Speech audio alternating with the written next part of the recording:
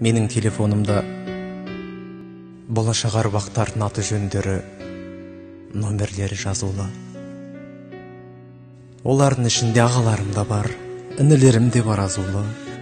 Олардың ішінде қатал апаларым да бар, боталарым да бар мақтаулы.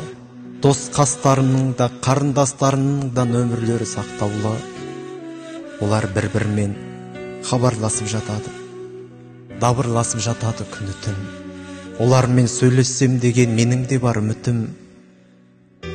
Ешқайсысына қоңырау шалмаймын, сүйкей салмаймын нөмірін. Сүйкей салсамшы, сұрай салсамшы көңілін. Олар да маған хабарласпайды, қоңырау шалмайды кеңесіп.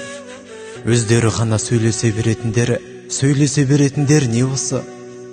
Ешкім маған хабарласпайды, мен де ешкімге хабарласпаймын. О несі? Өліп қалған жоқпын ба? Албасты басып мен осы.